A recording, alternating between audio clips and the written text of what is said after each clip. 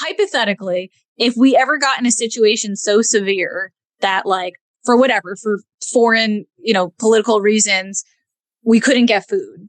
What would you, I mean, you said you have experience hunting, so I'm sure you would be I'm sure you would be okay.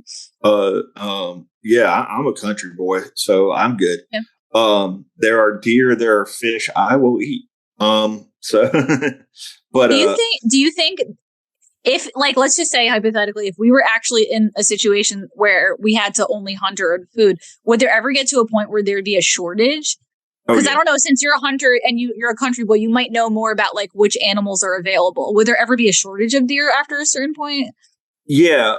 So that'd be an issue, of course, because you're going to have the people that, that know how to hunt that are now going to they're going to quit worrying about how many tags they have and stuff like that to go hunt.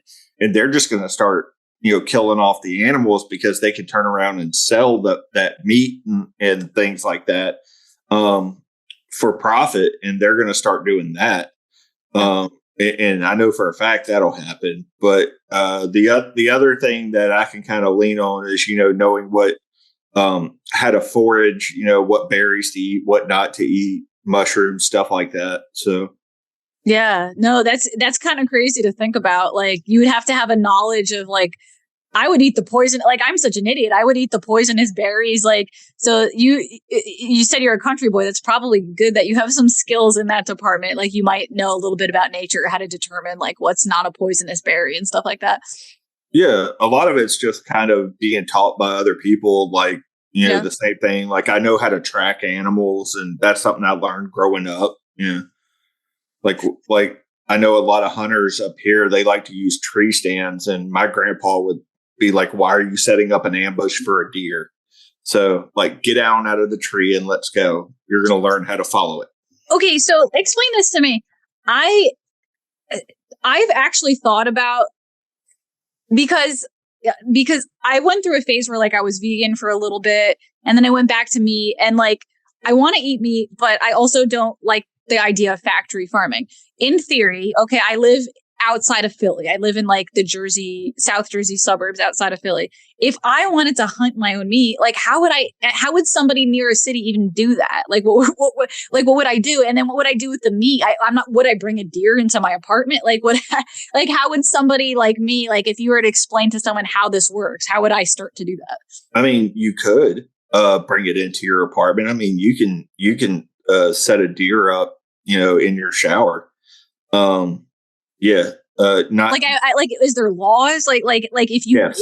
Yeah, like, so usually for hunting, like you have to take what's called a hunter's safety course. And also like if like say for instance, like deer season's just it ended not that long ago. But say it is in deer season. So what you do, you have to take the hunter safety course. You have to go get a hunter's license that says, hey, I know what I'm doing out there as far as the laws are concerned. I know I can't use a spotlight. I'm not going to try and, put corn out to lure the deer or anything like that. So you're not going to cheat basically and lure the deer over. But then you also get what's called tags. So literally you get told like, hey, this is how many of each type of deer or rabbit or whatever animal you're hunting. This is how many you can go and hunt. And this is how many you get. And you literally have to tag that animal. Okay. So if I ever actually wanted to hunt, it's not like I could just like, I have to learn a lot in order to do something. Because there's also, you have to know the different types of deer, which one's in season.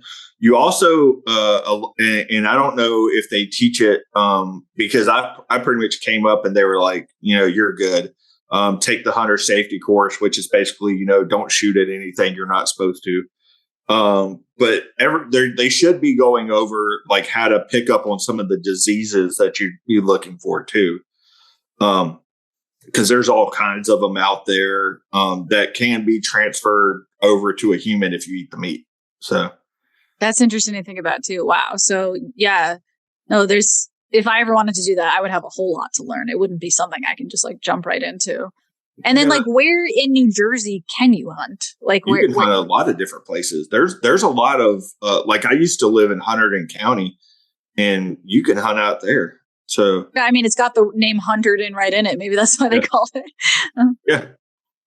No, you're right. There is a lot of, now that I think about it, there is a lot of open space in New Jersey, and I wonder if there's, like, again, going back to the law thing, I'm wondering if there's like designated areas that are allowed or appropriate to hunt and stuff like that. Yeah, you have to be so many yards away from the nearest house, and because you want to accidentally, Yeah, you don't want to miss the deer and shoot grandma. So. That makes a lot of sense.